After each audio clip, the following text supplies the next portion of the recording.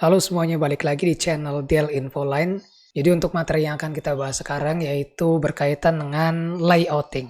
Layouting ini merupakan salah satu tahap bagaimana cara kita menghasilkan peta dalam bentuk PDF kah, dalam bentuk image kah, ataupun dalam bentuk lain yang diperlukan pada saat kita memerlukan peta ini untuk katakanlah keperluan survei lapangan, ataupun untuk display, untuk printing, dan lain sebagainya. Jadi di sini akan sangat menarik sekali apa yang akan kita lakukan sekarang, yaitu bagaimana tahapan-tahapan membuat layouting sebuah peta. Sebelumnya mungkin teman-teman semuanya sudah melakukan bagaimana itu georeferencing, bagaimana membangun data spasial, membuat vektor spasial, melakukan digitasi, mengisi atribut, kemudian melakukan plotting, simbologi, dan lain sebagainya. Jadi untuk tahapan sekarang yaitu kita akan menggabungkan dari semua tahapan yang telah dilakukan sebelumnya menjadi satu kesatuan yang menghasilkan sebuah peta yang katakanlah akan mempermudah kita pada saat ingin digunakan.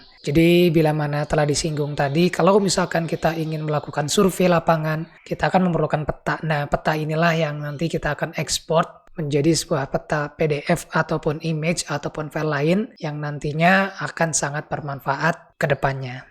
Oke, kita langsung saja prakteknya dengan menggunakan Quantum GIS, dengan menggunakan QGIS, bagaimana cara melakukan layout peta dengan mudah. Oke. Di sini akan dibahas sedikit terkait pengertian dari layout peta itu sendiri. Dilihat dari pengertiannya, layout itu merupakan suatu rancangan atau desain atau arrangement, keywordnya mengatur suatu tata letak. Kemudian peta sendiri itu secara pengertiannya itu kan ada merupakan gambaran permukaan bumi pada bidang datar yang diperkecil dengan menggunakan skala tertentu dalam sebuah sistem proyeksi. Jadi nanti peta ini akan kita susun tata letaknya menjadi suatu layout peta. Kalau misalkan kita berbicara layout peta, itu ada unsur-unsur peta yang harus dipenuhi. Yang pertama yaitu ada judul peta, kedua ada orientasi peta, skala peta, legenda, inset, sumber data yang digunakan pada peta, koordinat peta, kolom muka peta, dan juga ada kolom informasi peta. Nah, ini kita coba lihat ya tampilan di petanya seperti apa. Ini udah saya siapkan. Oke, nah ini. Oke, di sini. Yang pertama di sini ada kanvas pastinya ya, kertasnya. Yang warna kuning ini kanvas kertasnya, ukuran kertasnya. Jadi pada saat sebelum layout peta itu diwajibkan terlebih dahulu menentukan kanvas size-nya atau ukuran kertasnya atau paper size-nya. Apakah peta yang akan kita layout ini dia muat dalam ukuran kertas A4, A3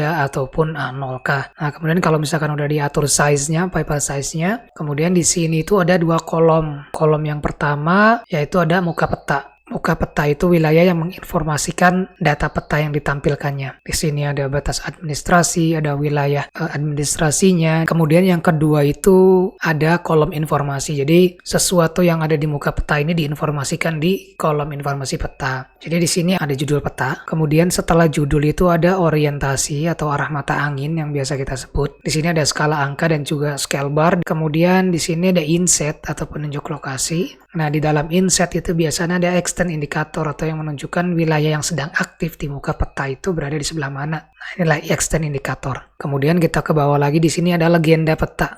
Jadi setiap simbol yang ada di muka peta ini diinformasikan melalui keterangan di legenda peta. Misalkan ini yang warna hijau di sini. Apa artinya? Di sini merupakan wilayah administrasi Kecamatan Bajubang. Kemudian yang biru-biru ini merupakan sungai. Nah, yang ini yang merah-merah ini merupakan jalan dan kelasnya. Kemudian di sini ada garis batas wilayah administrasi. Nah, kemudian di bawahnya lagi ada sumber data yang digunakan. Peta ini datanya diambil dari mana sumbernya. Jadi biar jelas ketika sebuah peta itu menginformasikan sumber datanya. Jadi ketika kita ingin melihat katakanlah akurasi peta itu dan lain sebagainya itu bisa dipertanggungjawabkan. Kemudian setelah itu di sini ada informasi koordinat yang ditampilkan.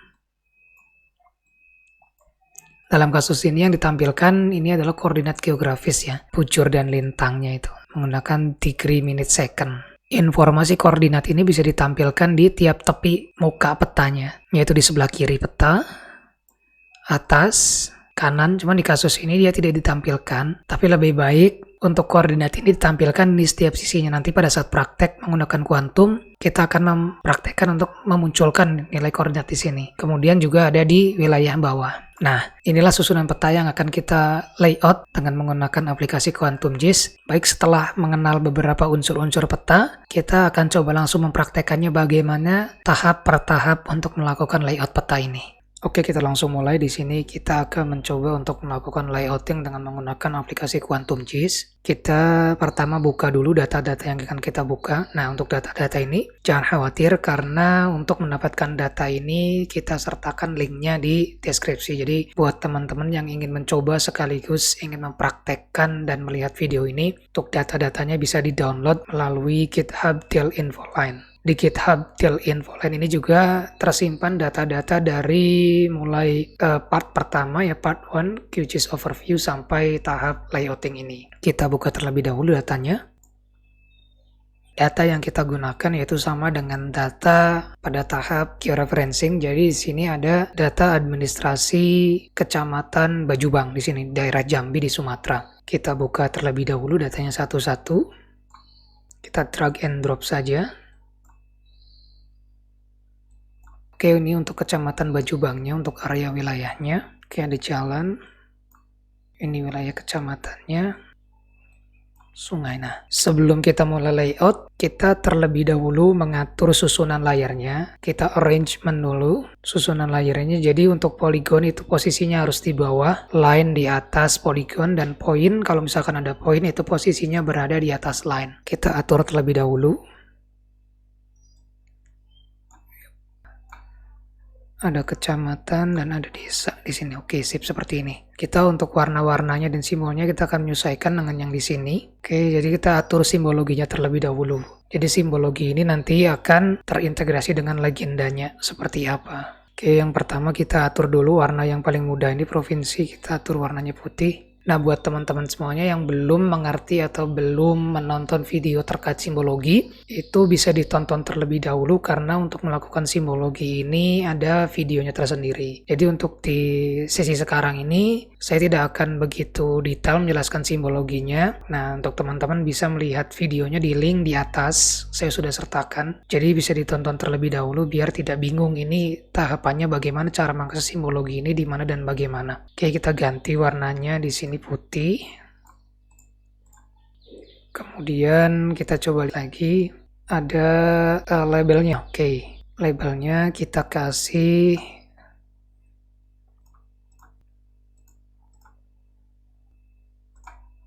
Sumatera Selatan Jambi, udah keluar. Oke. Kemudian untuk kecamatan di sini Holo ya. Cuman untuk membedakan ini wilayah kecamatan dan provinsi, kita ganti warnanya menjadi agak seperti warna coklat kecerahan. Oke, klik 2 kali.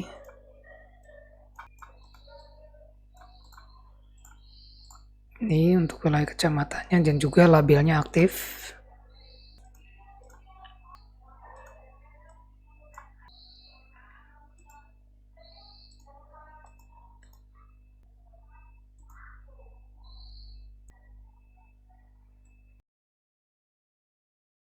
Oke, sip. Untuk label provinsi harus lebih besar daripada label kabupatennya. Untuk Jambi juga harus dikasih holo ya. Oke, cocok. Kemudian untuk desanya kita kasih label juga.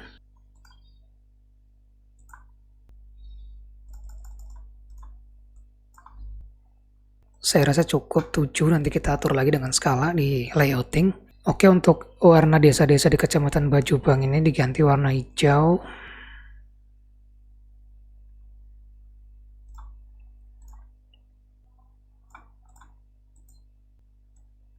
Oke, saya rasa cukup. Nah, kemudian yang akan kita atur di sini yaitu simbologinya. Oke, saya dislike dulu. Baiknya untuk outline daerah poligon kita nonaktifkan saja karena akan digantikan dengan batas-batas administrasi yang lain. No pen. Ini juga no pen.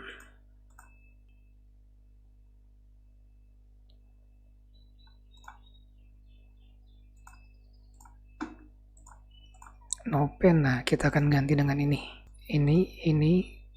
dan ini. Batas desa kita ganti dengan batas desa. Kabupaten kota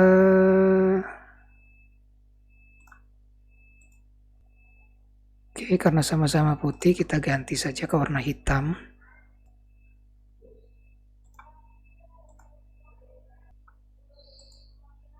Cukup. Kemudian untuk batas kecamatan cukup, saya pikir. Ada batas provinsi.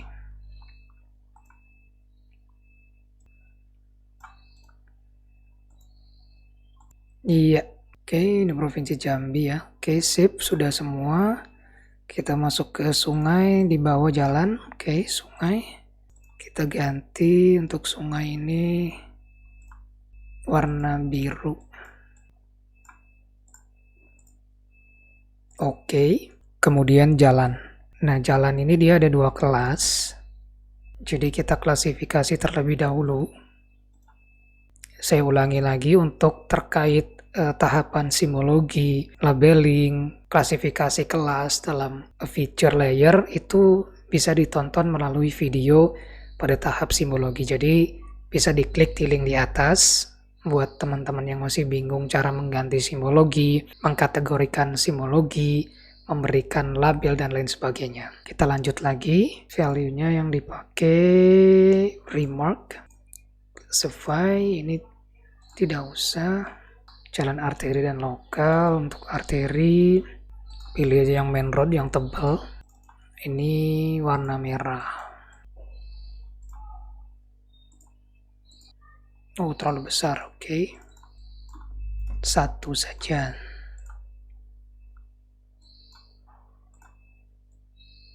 Cukup.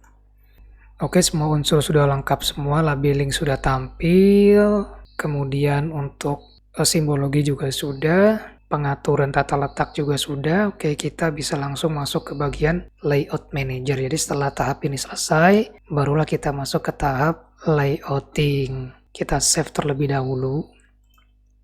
Layout baju bank. Oke, setelah di save, jadi fungsinya nanti ketika kita membuka aplikasi QuantumGIS ini, susunan dan warna dan simbol yang sudah kita atur ini akan tersimpan. Jadi ketika pas dibuka lagi dengan menggunakan file yang tadi kita save, kita akan mendapatkan tampilan yang sudah kita atur seperti ini. Misalkan sebagai contoh, kita close terlebih dahulu, kita coba buka lagi yang ini. Layout baju bank, dia tampilannya akan menyesuaikan. Oke, kita langsung masuk ke layout manager, project. Di sini ada layout manager, create new layout, kecamatan baju bank. Oke, nah di sini ada tampilan layout manager, layout view lah katakanlah. Nah di sini ada toolbar, ada panel dan lain sebagainya. Yang pertama kita lakukan yaitu kita mengatur paper size-nya dulu atau kanvasnya. Untuk mengatur kanvasnya kita klik kanan ya di layar kosong ini, page properties. Di sini ada page size, di item properties. Kita size-nya misalkan pilih A4 saja karena untuk contoh. Di sini landscape, width kertas dan height-nya. Oke, kalau kita udah atur, kita coba menambahkan petanya terlebih dahulu, add map-nya. Untuk menambahkan peta ini bisa diatur melalui add item atau juga melalui menu toolbar di sini. Di sini ada yang namanya add a new map to the layout. Kita klik, kita drag dan kita seleksi wilayah yang kita tampilkan, pas. Kan udah tampil di sini. Nah, ketika kita klik di wilayah buka peta ini, pada item properties akan aktif di sini propertiesnya, pilihan scale-nya berapa, rotasinya dan lain sebagainya. Nah, kita sebelum mengatur ini kita coba atur dulu tata letaknya. Ini bisa digeser ya dengan menggunakan tools ini, select move item, jadi nanti akan tergeser itu tata letak layoutnya. Tapi kalau misalkan kita ingin menggeser dalamnya, isi petanya itu pakai yang namanya move item contentnya. Jadi yang tergeser itu nanti isinya. Oke, kita atur dulu tata letaknya. Misalkan di sini kita perbesar segini. Oke, di sini kita kasih frame ya, biar kelihatan. Oke, kemudian kita masukkan shape ya di sini untuk information column. Seperti di sini ada canvas, terus ada muka peta. Kemudian di sini itu ada yang namanya kolom informasi. Untuk menambahkan kotak di layout ini kita bisa mengakses melalui add item, terusan ada di sini add shape. Ada rectangle, ellipse, and triangle. Atau juga melalui toolbar yaitu yang ini. Kita klik rectangle, dia langsung akan snap ya di sini ya. Segini ya. Oke, segini. Kemudian kita tambahkan judul terlebih dahulu. Untuk menambahkan judul kita bisa klik add new label to the layout atau juga melalui add item. Jadi untuk menambahkan item-item di layout ini ada dua pilihan, baik melalui add item, menu standar, add item ataupun melalui toolbar di sini. Untuk lebih gampangnya kita akses melalui toolbar saja. Klik, drag, kemudian kita lepas. Nah, kita tuliskan di propertiesnya di sini. Nah, di sini sudah. Kemudian kita atur di sini propertiesnya, baik fontnya, tata letaknya di center, middle. Oke, untuk fontnya kita coba di bold ya. Kita coba bold, oke. Kita pindahkan ke sini. Untuk menambahkan orientasi di wilayah sini kita bisa mengakses melalui toolbar north arrow ya di sini ya. Klik biasa, drag and posisikan, lepas. Nah, di sini north arrow-nya. Untuk pemilihan jenisnya ada di item properties di sini.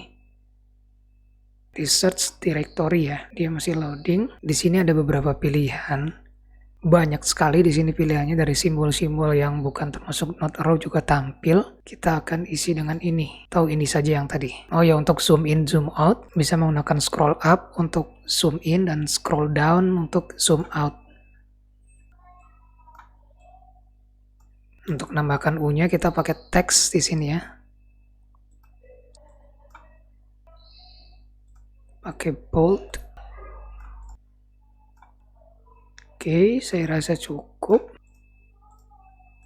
Kita coba grup ya dua ini. Jadi ketika dipindah dia akan ikut terbawa. Kemudian di bawahnya ada scale ya. Nah, untuk scale kita sesuaikan dulu. Untuk penggunaan skala gunakanlah angka yang tidak membingungkan, angka-angka bulat ya. Sini kita isikan. Untuk skala kita masukkan di scale bar ya di sini ya. Nah, nanti untuk scale bar ini kita bisa pilih untuk numeriknya di properties. Numerik, oke. 1/450.000.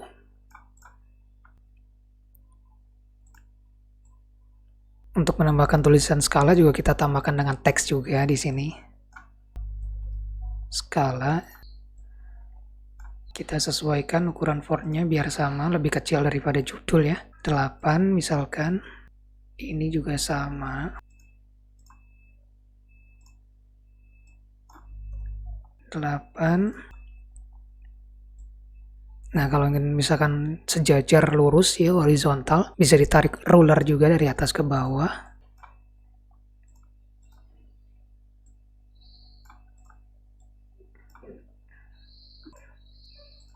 Oke, kita grup lagi. Kemudian kita masukkan lagi di sini scale bar. H-nya 1 saja. Fontnya kita perkecil.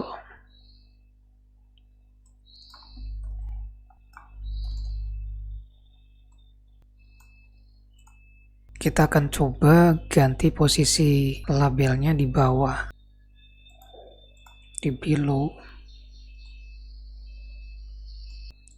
Kemudian ada insert. Nanti insert kita coba gunakan terakhir. Kita ke legenda dulu.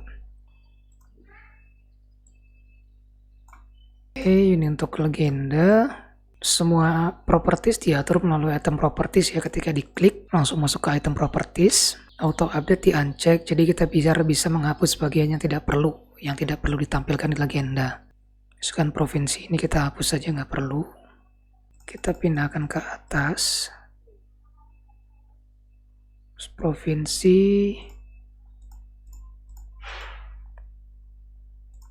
Provinsi Kapkot, kecamatan dan desa. Kemudian ada jalan, kemudian ada sungai. Klik 2 kali untuk merename ya. Misalkan sungai. Oke. Ini kelas jalan.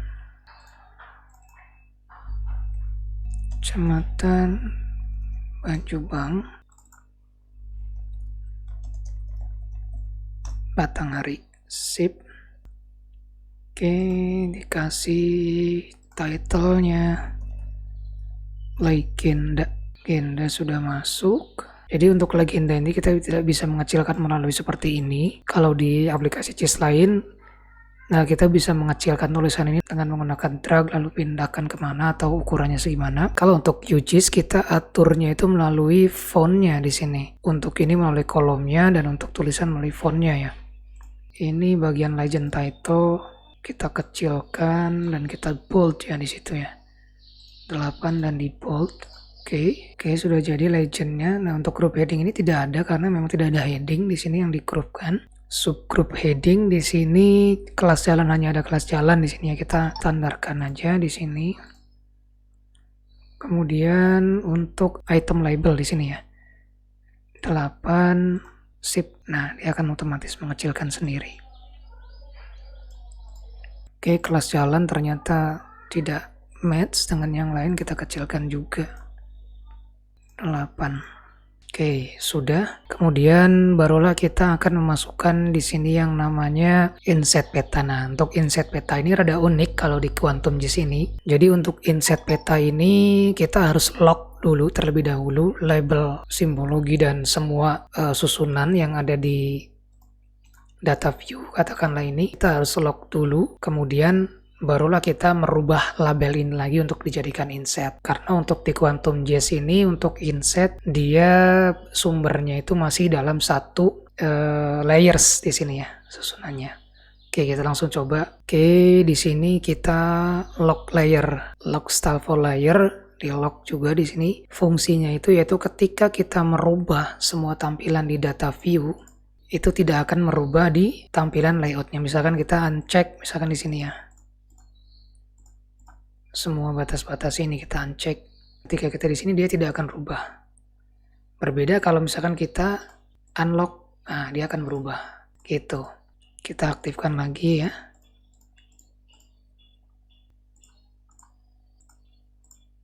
Oke, kita lock dulu. Kita kemudian tambahkan inset. Inset ini menambahkannya dengan cara add new map juga, sama dengan menambahkan muka peta ini. Oke.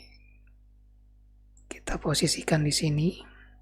Cuman karena ini udah di lock, jadi ketika kita merubah semua tampilan di data view ini tidak akan merubah di muka peta, yang hanya berubah hanya di wilayah inset petanya saja. Oke, kita uncheck dulu ini jalan. Oke. Kita kasih solid. Kita tambahkan juga wilayah Kabupaten Batanghari. Kita tambahkan juga outline-nya. Untuk ininya kita kasih warna merah ya, karena sebagai penanda bahwa wilayah inilah yang sedang kita, atau wilayah inilah yang sedang aktif di muka peta.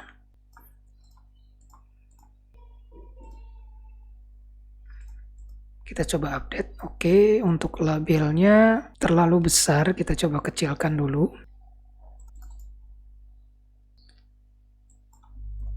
5 saja. Berarti untuk ininya 3. Memang sangat kecil, untuk ini tidak usah dikasih label.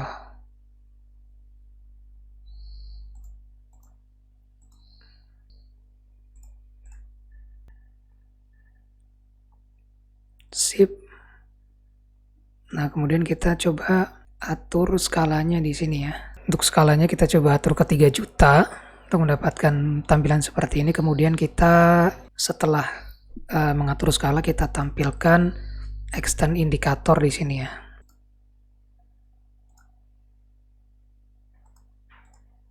Oke, di bagian overview ini frame stylenya solid pen, warnanya merah. Feel-nya no brush ya, kalau misalkan solid dia akan seperti ini. No brush, jadi untuk outline-nya saja. Oke, kita kasih outline juga di sininya frame-nya. Oke, kemudian kita tambahkan yang namanya judul inset peta di sini ya. Kita menambahkan judul inset peta ini dengan add text juga. Inset peta. Fontnya kita atur 8 bold.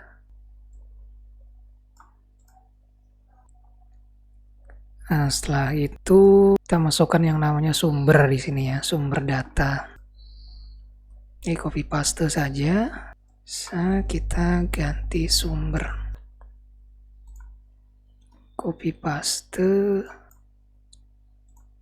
reguler saja. Nah, misalkan seperti ini. Inset sudah ada, legenda sudah ada, skala sudah ada, judul sudah ada, tinggal koordinat. Untuk koordinat kita akan tampilkan di setiap sisinya dengan menampilkan koordinat geografis. Kita scroll ke bawah, klik dulu ininya, masuk ke item properties, grid, kita plus klik, nah modify. Nah, kemudian di sini CRS-nya sesuaikan dengan peta, karena geografis kita ya, case map unit pakainya misalkan kita akan kasih 0, berapa derajat 2, Y-nya juga sama misalkan ya. Jadi kotak, kemudian untuk warnanya itu kita kasih warna biru. Ya, oke. Labelnya kita keluarkan. Ini yang keluar itu decimal degree. Kemudian biar ini dia vertikal, kita atur di sini di draw koordinatnya. Formatnya kita ganti juga deh, sebelum itu kita kasih DMS aja, degree minute second. Nah, degree minute second. Untuk kanan kiri kita coba vertikalkan, untuk left ascending ya, dari bawah ke atas dia naik simbolnya. Untuk right juga kita kasih ascending sama. Oke, jadi semua unsur sudah ada semua. Untuk layout, kanvasnya udah kita atur A4, kemudian muka peta, kemudian ada kolom informasi. Di sini ada judul, skala, legenda, inset peta, sumber data, kemudian ada informasi koordinat. Ketika sudah diatur semuanya, kita save dulu, save as template. Jadi di sini template dari QGIS-nya ya, kita simpan di folder yang sama aja biar nggak bingung. Di sini ya, layout manager, save. Ini untuk save projectnya juga kita save. Nah, ketika sudah semua kita export menjadi PDF, misalkan di sini ya. Jadi pilihannya untuk export itu melalui menu layout, ada image, SVG dan juga PDF. Kita sebagai PDF saja di sini. Kita export, layout, hasil layout ya di sini ya. Hasil layout, save. Nah, kemudian di sini kita akan export ini sebagai GeoPDF. Di sini ya kita checklist. Nah, buat yang pengen tahu GeoPDF apa, nanti untuk video selanjutnya yang di tingkat intermediate mungkin akan dijelaskan GeoPDF itu seperti apa, bedanya dengan PDF biasa itu seperti apa. Kita save. Kita coba buka petanya. Sudah tampil semua datanya, baik judul, muka peta, kolom informasi, dan lain sebagainya. Oke, untuk tahap layout mungkin dicukupkan sampai sekian. Jadi tahap layout ini merupakan tahap akhir dari today's class di QGIS Basic ini. Kita akan lanjut lagi di level intermediate untuk penggunaan aplikasi Quantum GIS ini. Jadi buat teman-teman yang suka menonton video kami di channel Dale Infoline ini, bisa diklik like, share, and subscribe biar channel kita ini semakin berkembang dan menambahkan tutorial-tutorial penggunaan aplikasi GIS yang lainnya.